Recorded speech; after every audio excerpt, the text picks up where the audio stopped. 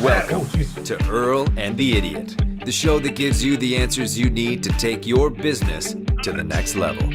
With Earl Flormata, one of Vancouver's most sought-after business and marketing consultants, author of Business Engine Optimization, consultant to over 60 successful businesses, an all-around evil marketing genius with a combined total of more than $70 million worth of sales to his credit. And some idiot. Okay, here we go. All right, you just launched that on me. Didn't give me any warning. I was actually adjusting it, and I pushed the button by accident while adjusting. Oh, it started now. I guess it's going to go now. There you go. We just roll with it. We're rolling with technical difficulties today. Just before we went live on the air, my camera started doing a kind of max headroom twitch out thing. I wonder how many people know the reference to max headroom anymore. I feel like he kind of disappeared. Well, he was there for the 80s or something. yeah. I don't, it was a little bit before my time, even like I was around when it was happening, but I was so young. I was like, I don't get it. Like, what was he? Was it a TV show? Like, I don't even know. I think it was part of a movie, wasn't it? I don't remember now. From a movie? All I know is that the only time a major cable network has ever been hacked was when someone hacked into something and pretended to be Max Headroom, but was like showing all this nudity and stuff. It was the weirdest thing. To this day, they don't know who did it. You ever heard of that? Well, I've heard of other stuff, like people hacked a billboard because the billboard is basically a giant HDMI output source now, and someone put a bunch of adult stuff on a billboard out in public, and people started freaking out. So that was pretty funny. I think they were watching it or whatever, quietly, and they're in the dungeon of the studio or whatever, and they're like, oh wait, where does this go? Oh no! Oh, they accidentally put it up there. Yeah. Oh my god, that's hilarious. Well, you don't want to get caught watching that on the job, right? But that's one way to get caught watching it on the job. Yeah, putting it to the wrong channel. Yeah. And plus, I'm back on my computer webcam because my trusty tripod just broke. Oh no! It's a bipod now. Uh-oh.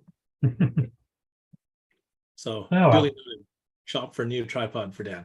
Got it. Yeah, we're just rolling with it. This is the beauty of not having optimum perfect standards. You see, if something goes wrong, you can just incorporate it into the show. Yeah, absolutely. Hey, if you do the max headroom thing again, we're talking about that. Yeah, I'll start stuttering. Ding, ding, ding, ding, ding, ding, ding. Yeah, exactly. Hi, Earl. How are you doing? I'm doing fantastic. It was an interesting day, hence today's topic. So I got some weird stories to share today. So I'm excited. Yeah, you alluded to that, but you haven't told me yet. So I got to find out along with the viewing audience. Did you have a good Valentine's Day? I posted up a bunch of pictures of tacos, and I posted it was a meme post almost at this point. Yeah. If you love someone, let them eat tacos. So did you get to eat Valentine's tacos? Oh, absolutely. That's one of the reasons why I get along with my wife here. She's like, no, don't buy me flowers. I can't eat flowers. Buy me tacos. I'm like, this I can get behind. Then I get some. She's like, yeah, I don't want, flowers and this and that. No, buy me tacos and cookies, and we're good. I'm like, okay, this is why we're friends. So, yeah, it's the best of not friends. only are we married, we're also friends. So there you go. That's the way to be. Yeah. I still got I remember I learned this a long time ago that unless in your situation, your girlfriend specifically is like, don't buy me flowers, they're stupid. Guys, unless you've been told that, get your woman flowers. Oh yeah, no, this is awesome clip on Instagram. It was hilarious the other day, and I was watching it, and there's this one girl, and it's just people splicing these things together. So one girl is like, "Gentlemen, men, do not buy your women flowers. We don't want flowers." And then it cuts off to another girl saying, "I want flowers." And it was just hilarious as hell. So yeah, I remember I was young. I was probably 20 or something, and this girl that I'd known for a long time was dating this guy, and she's like, "Can you suggest to him that he should buy me flowers? I don't want to ask him for them. I want him to do it. But can you sort of suggest to him that it might be a good idea?" That's when I learned. It's too easy, man. Just get him flowers, and they love you. Unless it's mine, and she doesn't want flowers, and she'll run away. Run the other direction. That's what I say. That's the first I've heard of that. But so unless you've been given that specific instruction, that's your hack of the week. Actually, funny enough, we found out that you can make these thing called bacon roses, and it's this bacon wrapped like a rose, And she's like, I will accept these. Because you can't eat those.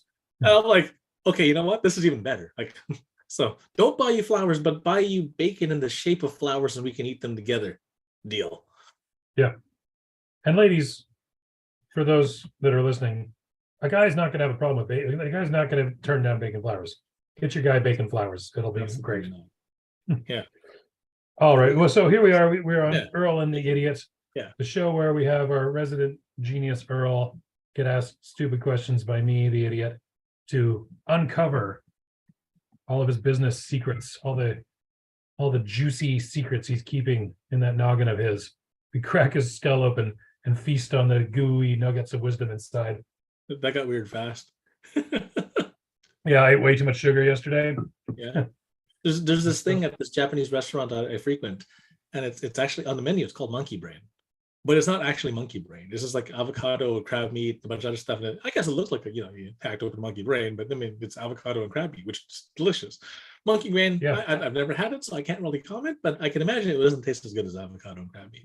So there you go. Yeah, I don't know why you'd want to simulate monkey brains. Like that's not something I've been hankering after. I remember as a kid watching Indiana Jones and the Temple of Doom. Yep, and the monkey brain Remember that scene, one? and the eyeball scene, and the heart Yeah. flaming scene. That stuff's like seared into my head with PTSD, I think.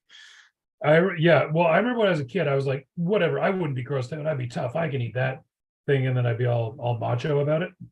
And then I went to Taiwan, and there was basically a caterpillar in my salad, and I was like, oh, excuse me, sir, there's a caterpillar in my salad. He went, oh, sorry, and like just pulls it out and gives me the salad back. I was like, I would not eat monkey brains. I cannot do this. No, not gonna happen. I'm from the Philippines, and we have this stuff called balut, and it's basically Gross stuff. And I'm like, yo, eggs shouldn't be crunchy, No. No, not my thing. Not my thing. Okay, good. Even though even growing up on it, it didn't you didn't develop a taste, eh? As a kid, I ate it because I didn't know any better. Now it's like, wait, hey, what is that? Oh, it's unborn duck fetus. I'm like, oh, that's good. Like, wait, why would you eat that? Let the duck grow. They're more delicious. Anyway. Yeah, they have more meat on them. Unless the bone to meat ratio is much better when they're older. Exactly. And eggs shouldn't crunch. Just saying. So there you go. All right, I think we're. I can't even tie this one in. There's no segue here. So because I don't even know what we're talking about today. Well, you told me sales cycles, but do you want to start telling me what the story is? What happened? What's so funny? So, well, I want to save it for the ending because I have a couple of shorter cycles, and it just goes farther and farther and farther along, and it gets more and more interesting. So, or we can start with that if you want. Yeah, I can't judge. I have no way to decide if it's better to do it now or at the end. It's your show. It's your gig on this one. If you want to tell the story now, tell us right now. We'll save the story for the end, and we'll round it up with the hack of the week. So how about that? Okay, cool. That sounds neat and tidy. So hang on, let's scroll past it here. Sales cycles. What, pray tell, for me, who's an idiot, what is a sales cycle? Why don't you take a stab at it? What do you think a sales cycle is? There's a fun thing I want to know. I mean, you're in sales, you know how to do sales. What is the sales cycle to you? That's when you're at the gym and you get on the Peloton or whatever, and you start saying, "Hey, how much life insurance do you have?" Right. That's the sales cycle because those Peloton things cost a fortune. Because they don't actually have wheels on them, so we can't get away once you started. No. So the sales cycle I would imagine it's something like contact the person, tell the person about your product, handle objections, right, close the deal, something like that. Yeah, kind of, but like it starts before that, right? The sales cycle starts even before that because they start off not knowing who you are, what you do, what's your product, right? Yeah, right, or they know something similar to it. So here, okay. let me give you a fun one, right? I was in New York. This is like circa 2010. So this is 10, 12, 13 years ago. So, and we were at the Museum of Modern Art and saw the coolest thing ever. So I'm Asian, we eat rice. That's what we eat, right? And there was this rice scooper that was like, 3D molded. This is before the days of like everybody could 3D print anything. And it was a rice scooper that could stand up by itself. Oh, okay. To us, this was witchcraft and magic. We're like, what the hell? And so every Asian that walked by went, oh my God. And then we had to buy it. Right. Hmm. So it starts off with not knowing that this exists. Like, didn't know that you could make a rice scoop, stood up by itself. Super handy. You stick it by the rice. Stupid rice cookers are round, right? So you can't put stuff on top. It just balls off all the time, right? Hmm. So the thing could stand by itself. So didn't know we needed it. To curious, hey, what the hell is that? To that's interesting. To having buying intent. To the closing, right? And then at that point, there's your cycle, right? Didn't know it existed. To I need one to shut up and take my money, right? So Okay. from start to finish, that's what a sales cycle is, really, truly. Okay. So, And so we're going to talk about how to move someone through these steps of the sales cycle, or well, moving someone from not knowing is as simple as doing a product demonstration, right? Explaining what it is. If it's like a non-physical thing where you can't you don't know what it is, or you have to, you can't just touch it and see it because it's an idea sometimes. So from not knowing to knowing, real simple. Tell them about it, show it to them, right? Engaging the curiosity is, hey, check this out, and the rice scooper stands up by itself. Everybody freaks out. The best examples of this are those guys who sell as seen on TV things at the county fair. right? You see the mop, it spins by itself, it does all these things, the head's detachable, you throw it in the washing machine, it somehow makes French fries, makes you toast, and cures cancer all in one go, right? The one that got me, and maybe this is for white people, is the hedge trimmer thing that ratchets, and it'll cut through a branch like that big. And I was like, you can't cut through that branch. And there's like, I look down and there's a bucket of little tiny cutoffs, and he's like, oh yeah, click, click, click, click, click, cuts right through it. I'm like, oh dang. Yep. No, that's so you went from not knowing that you wanted this thing or not knowing this thing existed to being curious about it. Like, you can't do that. And then he does it cuts the tomato, and then it cuts the can, and then cuts the tomato again. You're like, what the hell? Right? Yeah. Those knives, the Ginsu knives. And then you go from that to interested. You're watching the little show, you're watching them do the dog and pony show with the, let's step in the mud puddle, and then now it doesn't make mess no more. Like, holy cow. And then it switches from that to buying intent to actually then, crossing the threshold of making the transaction. Right. So that's important. And yeah, that's how you move them from one to the next, right? Okay. So how many touches within a sales cycle? So each of those structures gives the person who is interested in the item, depending on the model or how you're presenting it to them, right? And it also depends on how big this thing is, right? Yeah. So, if I'm buying a rice scoop, it shouldn't take me that, $10. All right. $20. Still all right. Yeah. $370 for a rice scoop? No, not going to happen. Right. But Earl, it stands up on its own. For $370, it better make the rice for me and feed it to me in my mouth like an emperor, right? Like, no, it's not going to freaking happen. So no. So how many touches per sales cycle? On average, you want to make sure that your system in your business has 8 to 12 per section, right? Because if they're not knowing to knowing, right, and you want to talk about this thing that helps clean your car, I'm going to get distracted, right? The Facebook ad turns on, something happens, blah, blah, blah. And I'm like, oh, the dog's barking, something happened, whatever. Lily got out of her cage, got to go catch her. Stuff happens. So if you're not doing these multiple touches, and we don't know what the audience is going to react to, right? So, there's a sleeping patch. You slap it on, it gives you melatonin and a bunch of other stuff slowly seeping into your body. Cool, right? Didn't know that stuff existed. Okay. But that happened. I literally had to do our call. Like, I had to do this show. I completely forgot. Luckily, they tracked me. And they followed me, and on my Instagram, it's like, hey, you remember the sleeping patch thing you're looking at? Yeah, hey, I did want that thing, right? And then something happens. Oh, I got to go, save the kids are sick. Something happened. Got to go pick them up from school. Totally forgot again. Come back, boom. Oh yeah, remember that thing that you want? Yeah. So 8 to 12 touches per section on average, because in this day and age, you're bombarded with ads. You're bombarded with life. Stuff just happens. It's It's not like the old days where, like, you're sitting around the campfire. Hey, why are we sad? Oh, right, Bob got eaten by a saber-toothed tiger. Right, that sucked, poor Bob. And so, Yeah. we can all identify what was that thing that got our attention and ruined our day. Now, nothing ruined your day. It was like that one guy cut you off in traffic. That one guy in front of you stole your coffee at the coffee shop.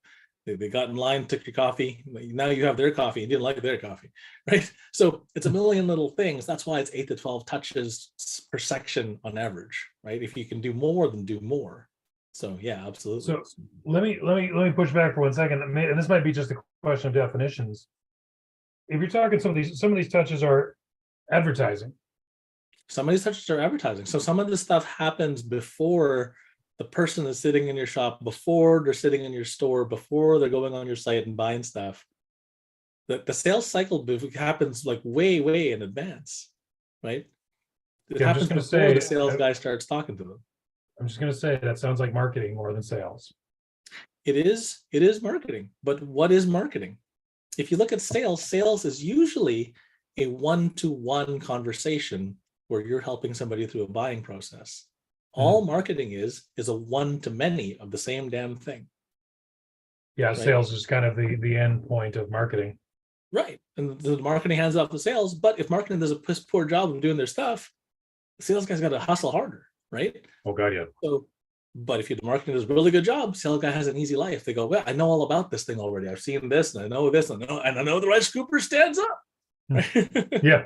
Right. So once you understand all those things, the sales guy has an easier job. Okay, do you have any objections to buying this thing? Nope, $10, done. Let's do it. Right. So there you go. Okay. So what? Way at the beginning, way at the front. Yeah. So what is tofu, bofu, and mofo? So oh wait, mofu.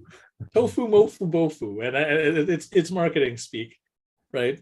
And it's the top of the funnel, the middle of the funnel, and the bottom of the funnel. Tofu, mofu, bofu. People want different things at different parts of the process, right? So I'll give you an example. We were talking to an accountant this morning. The top of the funnel for the accountant is, I don't want to go to jail. The IRS is after me. I just need my stuff filed and compliant. That's all I want, right? Yeah. Get this monkey off my back. The middle of the funnel is, so wait, you're telling me we can go back 10 years, adjust all the mistakes that my previous dumb accountant did, or I did for filing it myself because, whatever. And we can rectify this and I can get all that money back.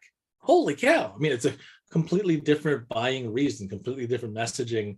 It's buying into the what's possible, right? And then at the bottom of the funnel, it's okay. Now that we've righted, the IRS, the CRA, the big bad tax man is no longer running after you. Okay, the ship is already upright. How do we keep it that way so we never end up in, the bad side ever again? So that's the bottom of the funnel if you're thinking about it, right? So, and the messaging for each of these bits and pieces is very different, right? Depending on where you're at in the buying process. Are there universal things that are true tofu, mofu, bofu for every type of business, or is it different for different types of business? It's different for different types of business. Typically, it's the top of the funnel is what's your immediate issue? What's the pain? What's going on, right? The middle is showing possibility, showing what you can do afterwards, right? So if we use this in roofing, right? The top of the funnel is make the damn thing stop leaking, right? I've only got so many buckets and so many pans. I don't want to keep doing this. This sucks, right? Yeah. It's waiting on me while I sleep, right? So that's the top of the funnel. But the middle of the funnel could be something completely different. Like, did you know you could put solar panels on top of your roof? Oh, well, that's cool. What if the solar panels paid for themselves? That sounds awesome. But that's a completely different message from, please make the drips on my head stop. Right. And then the bottom of the funnel could be, well, now that you have electric, electric this and electric that, why don't you get an electric car to go with the stuff, and we'll slap a battery in your garage and you can charge your car from your garage from the sun. Cool. You can sell the car. Sounds like you've gone pretty far astray from roofing there. So, but that's just it. Like we talk about, what can you sell? What can you sell around the stuff that you sell? And people who have like traditionally low margin based things, like a computer store, right? They make like 5 to 10% margin maybe. right? Mhm. Shoes make like a 3%, 4% margin. The groceries, same thing, 3%, right? They're just based on volume. But if you can fix that, top of the funnel versus the middle of the funnel versus the bottom of the funnel, top of the funnel, fridge is empty. Middle of the funnel, hey, did you know you can make lasagna with this, and this? Oh, that's pretty cool. Bottom of the funnel, you want a donut, right? At the end to top it off. Oh, very different things, but it's all still dragging their ass back to the grocery store, right? So okay, so you got to kind of work out what is your tofu, mofu, and bofu. I just like saying that tofu, mofu, bofu. For the So longest if time, I had no idea what the hell that meant. I'm like, what the hell is tofu, mofu, bofu? Like, why don't you just put top of the funnel, middle of the funnel? Because it's fun saying tofu, mofu, bofu. Yeah. So if you're considering your tofu, mofu, bofu for your company, and you want to sit down and work out your tofu, mofu, and bofu, like, is it important for the tofu, mofu, and bofu to be fully resolved within the company to use the tofu, mofu, bofu in the sales Just cycle? like saying that.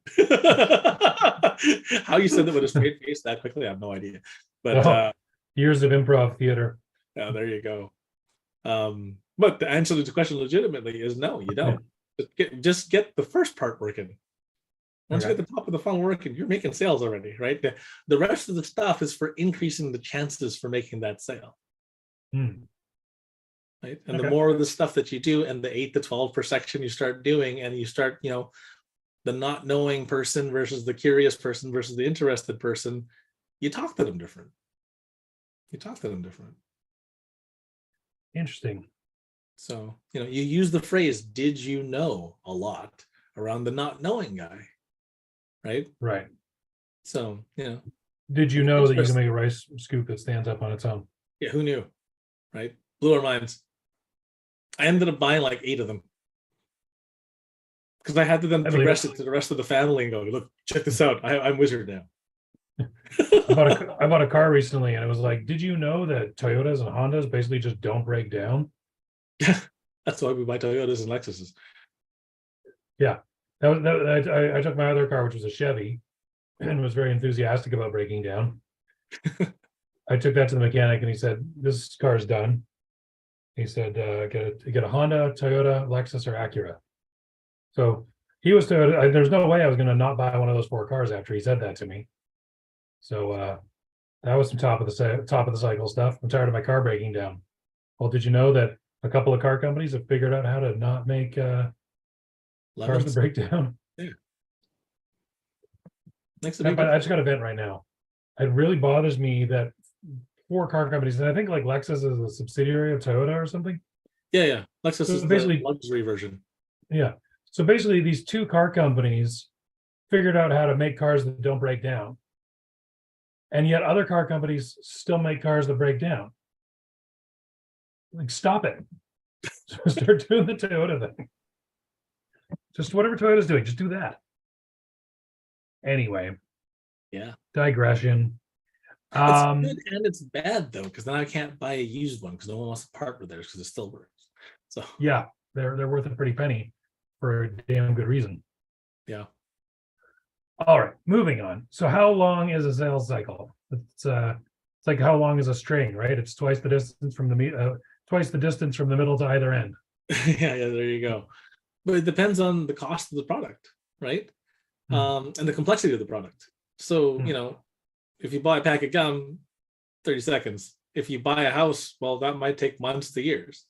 So the length of the sales cycle completely depends on the complexity of the product and the product. So if you're making a $5 decision, sure. If you're making a $500,000 decision, well, let me contemplate that for a little bit, right? Let me ask my wife. Let me ask my business partner. Let me ask my cat. Hey, should we buy this thing? Yeah, maybe, right? So the bigger the commitment, the longer the sales cycle potential, right? So, as an example, I used to sell apps on the App Store. How much decision time are you going to put in for a 99-cent app? Not a lot. Me, quite a long time. I get the free version and then think about it for like a year and a half before I go to the 99 cent. It's like, it's crazy. You're going to get a drink at Starbucks and it's like, oh yeah, make it a grande, add another $3 to my bill. But then it's like $1.29 app, and you're like, I don't want to pay for that. It depends. Some people are like highly adverse to paying for parking, as an example. Right? No, Like one guy is like, it's against my religion. I can't pay for parking. He's like, cool.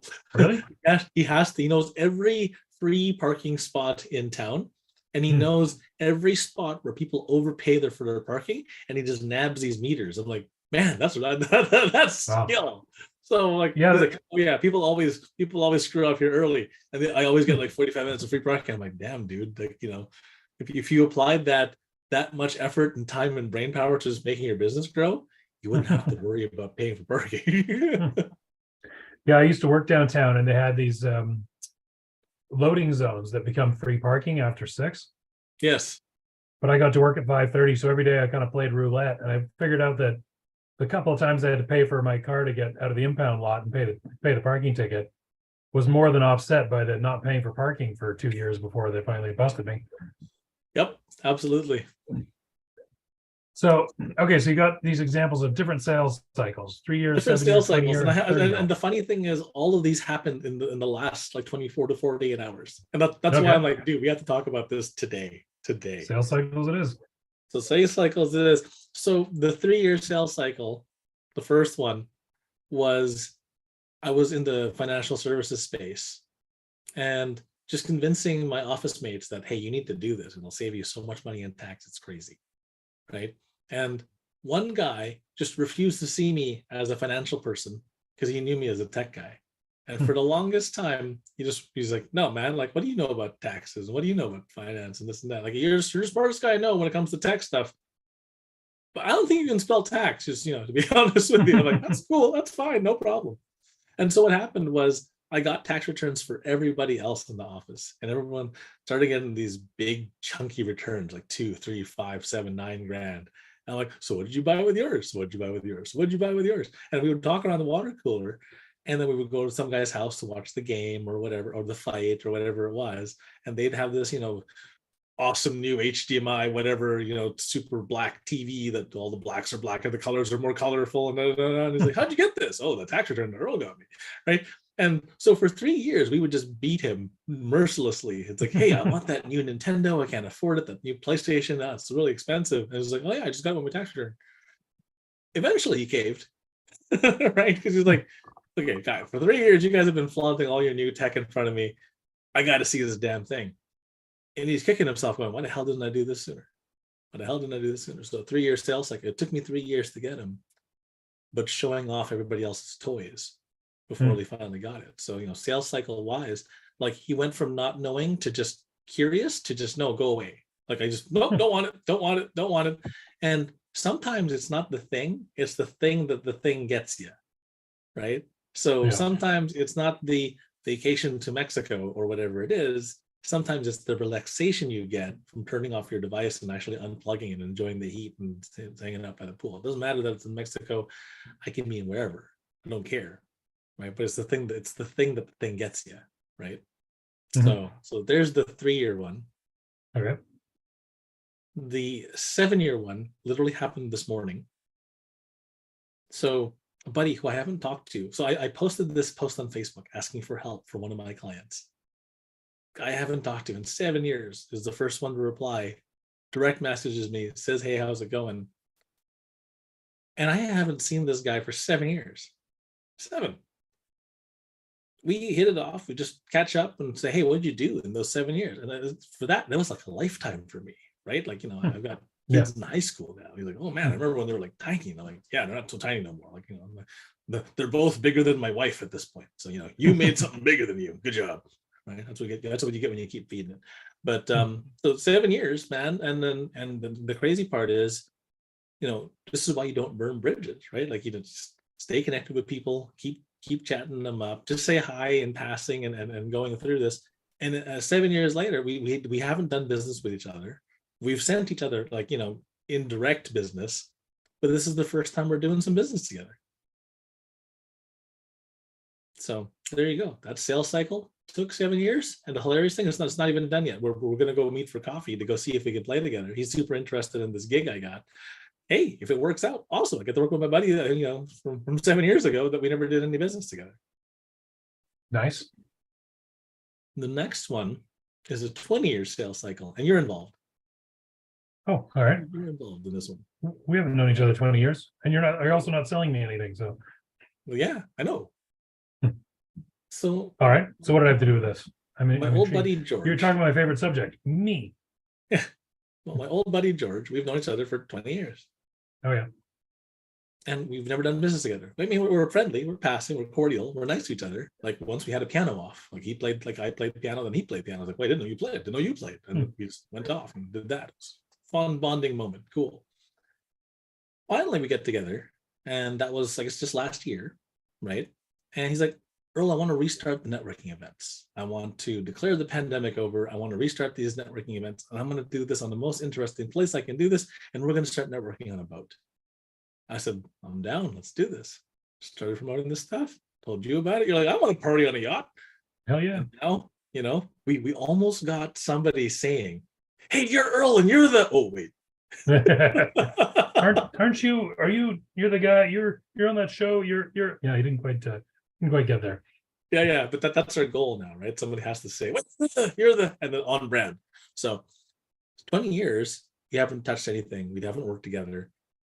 Out of the blue, simple question asked, all of a sudden we're business partners. And now we're working on like multi-million-dollar deals together. I'm like, hey, that's really cool. Right? So how long were these sales cycles? This one was 3 years before my buddy decided to do the tax thing so he can get a TV and buy a Nintendo. 7 years of us just passing through networking events, just saying hi. We sent each other's like, tens of thousands of dollars of business back and forth indirectly, right? From so-and-so knows, so-and-so knows, so-and-so knows the guy. And then 20 years later, from just, again, passing ships in the night to now we're business partners. And I have one that just takes the cake today. So this kid, I haven't seen since I was 12. I am now, much older. Older than 12. Me too. Older than 12. I'm just thinking about a little 12-year-old Earl playing Magic the Gathering, and I'll bet you were pretty adorable, weren't you? Oh, I wasn't even playing Magic back then. I was too poor. A pack of cards back then was like $4. You know how many chips you could buy, burgers you could buy for $4? You were just in the back alley kicking around the dirty old soccer ball with the big patches on it? Yeah, pretty much. That's all we could afford. We didn't even afford that. We stole that because we found it. Anyway, so 30 years.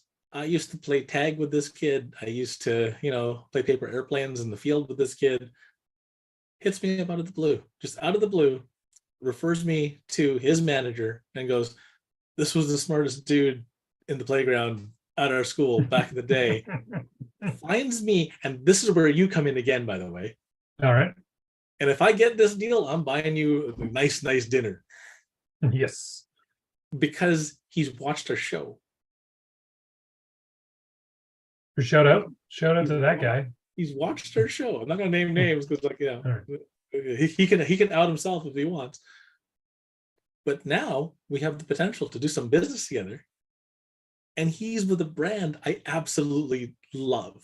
Absolutely love. I've been doing business with these guys. So I switched from, and it's funny because this brings us all the way back to the pre-show where we were talking about this before the show even started, where I was making fun of your computer because it was blown up. I said, well, you need a Mac, right?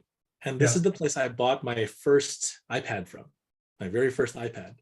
And hilariously enough, my buddy, so John Chow is one of my old friends, and he used to be a big vlogger. I don't know, I guess he still does. He just does it mostly in California now. And he has me on video when I'm buying my first iPad from this store that we're having lunch with my, again, reunion with my buddy from 30 years ago. And one of the owners of the store. And I'm like, this is crazy, right? And so it just blew my mind how long a sales cycle is. Like, wow, how long is a sales cycle, right? And, the amount of time it takes to build that kind of trust and to build that kind of, impact where someone remembers you, hasn't seen your ass for 20, 30 years and goes, let's go work with him. Crazy. Blew my mind. But like, these are nuts. 3, 7, 20, and 30 years. And all this stuff has happened in the last, like literally the 7-year one happened this morning.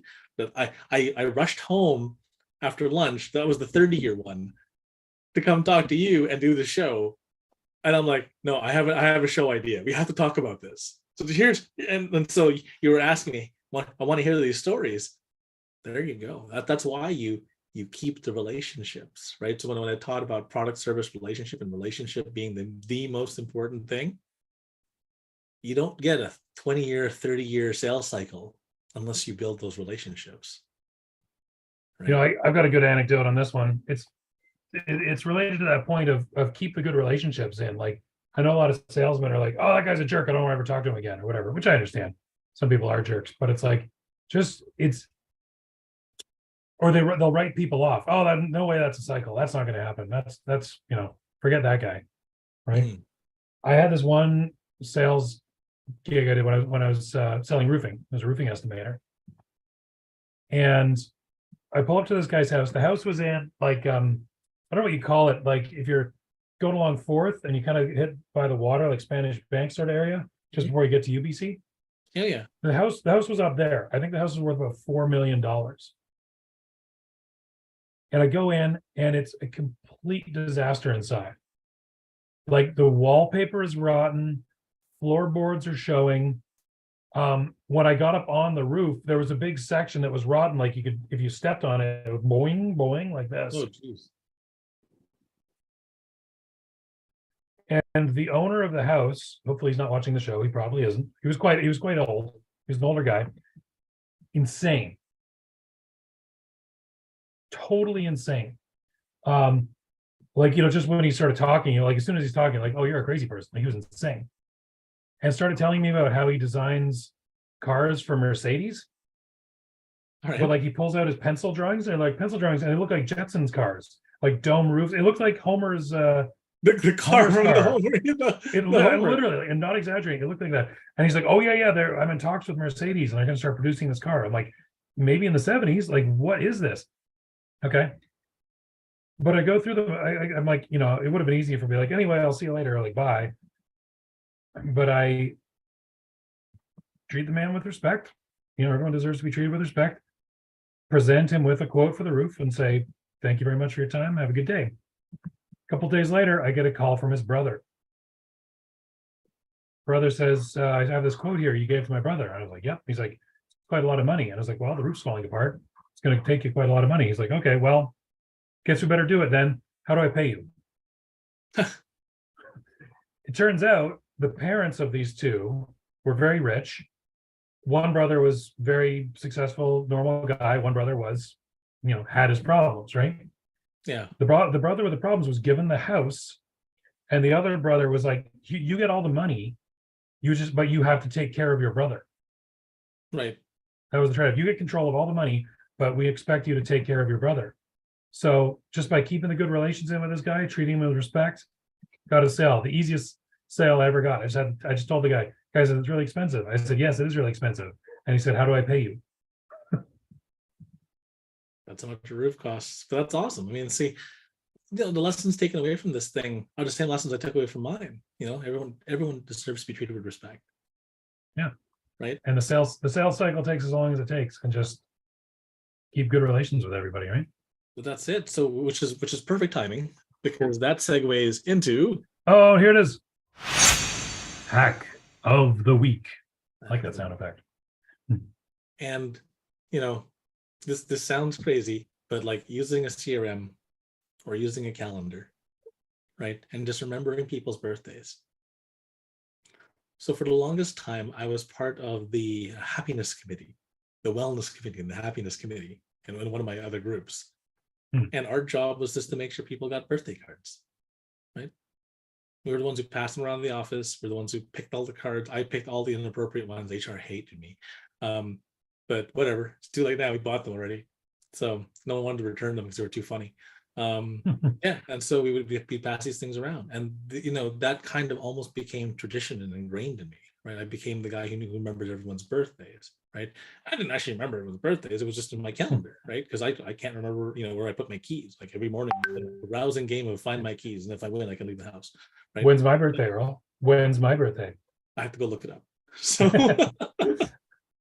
but it's in the system, and you remember the birthdays, and the occasional coffee meeting and just catching up with people is priceless, right?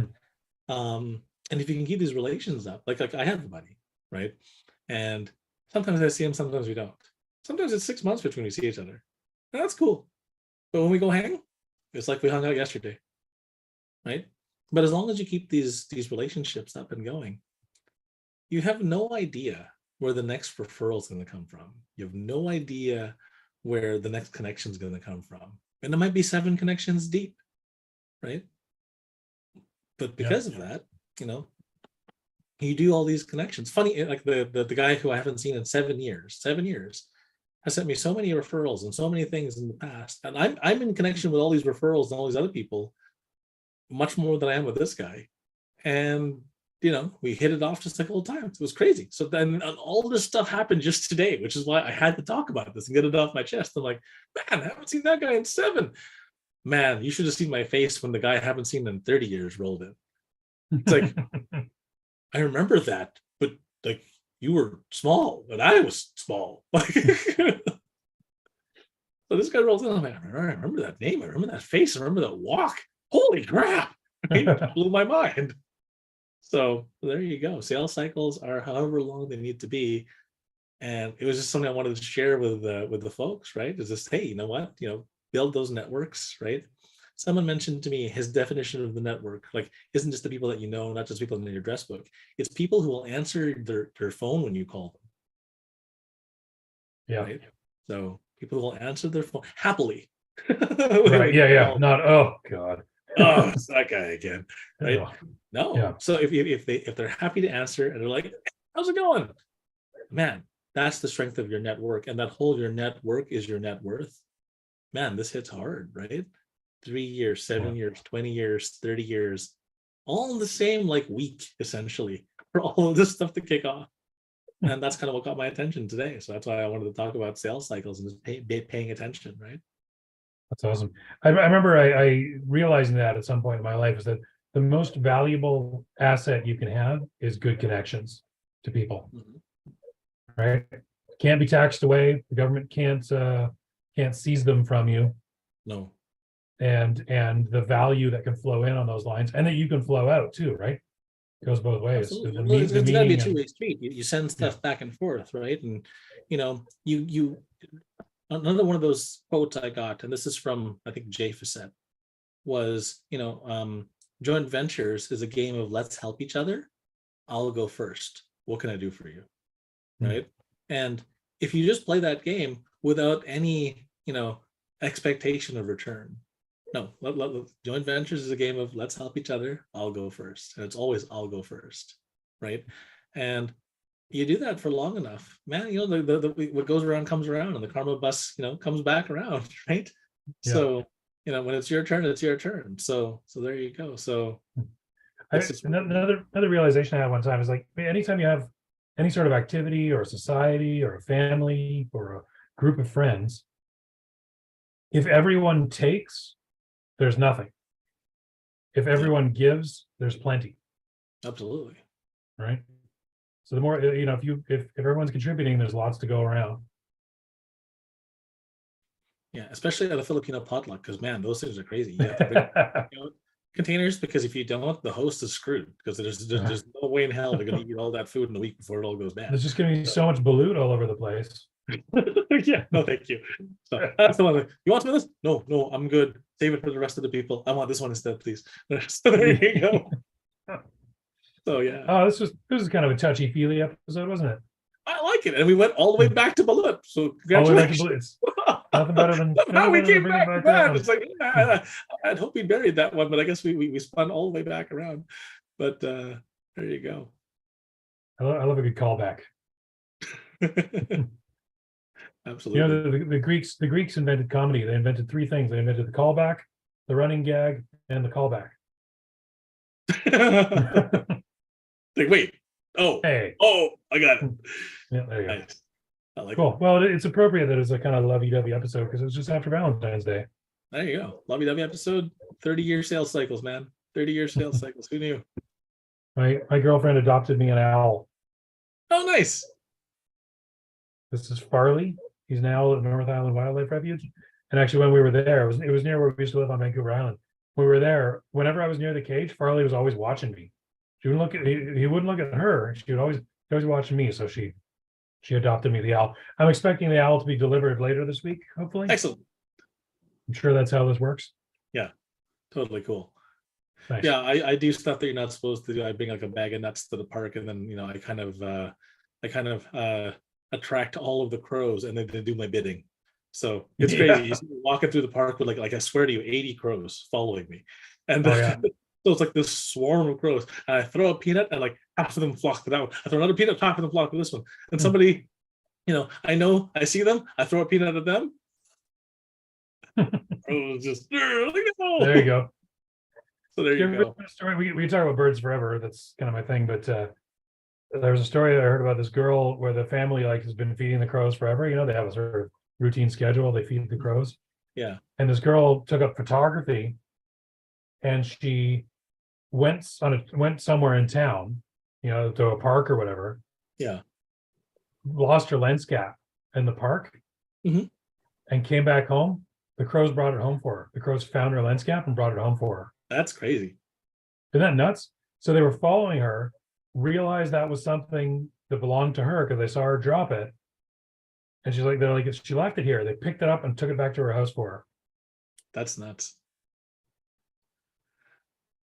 I'll top it off with one more story. Like that. All right. Okay. Then we're time. Guy who starts training birds, and he actually taught them to find money. Oh yeah. And they just go out there and they just find the money. So either it's like the tip on the table outside, or some guy drops some stuff on the street or whatever. And every time the birds come back, he just feeds them more. Right. Yeah, so he uses the money. And whenever they bring back money, he feeds them more. And like when he was showing this stuff, he had this drawer full of money. And he's like, oh yeah, this is from the past week. I'm like, man, you monetized. Okay, that's one of these for me, right? You monetized wildlife. Interesting. one thing Earl hasn't figured out how to monetize yet, and this guy did it. Well, I guess I could make like a squirrel channel and make a bunch of squirrel videos, but whatever. I mean, but this guy actually has them fetch the money. I'm like, damn, that's crazy. I would do that. I would do that if I knew that the birds were just like finding bills that were dropped on the ground or whatever. I would, but like you said, taking the tip off the table, I'd feel bad. I would never know if they'd actually like stolen the money out of someone's wallet or whatever, or just found it on the ground. So I'm not going to try that one. Well, fair enough. But like, how do you even train them to steal money from the wallet? Like, not that I want to do that. I'm just curious as to what the hell? Like, are you kidding? You want them to do that? Don't lie. It's like, what happened? I got robbed by a crow. Weird. Yeah. You can't even be mad. So I would just be impressed. If I was robbed by a crow, I would be impressed. I'm like, damn, did someone get that on video? I need to watch this on YouTube. Yeah. As long as it wasn't like $100 bill, I'd be like, hashtag worth it. Yeah, $5. That's more entertainment than $5 would have bought me normally. There you go. All right. Speaking of entertainment, it's time to end the show. Yes, sir. I'll push the button and here we go. You got much more than $5 worth out of this because you didn't say anything. Thanks for listening to Earl and the Idiot. We hope you learned something you can take action on this week. For more information or to contact the show, visit earlandtheidiot.com. And until next time, remember what Shakespeare said. The fool doth think he is wise, but the wise man knows himself to be a fool. Hey, does this appear backwards to you, or is it the right way around? No, that's the right way around. Okay, good. Totally works. Thanks so much, Earl. Thanks everyone for joining us. We'll see you next week. Cheers, At a everybody. new time, Wednesdays at 4.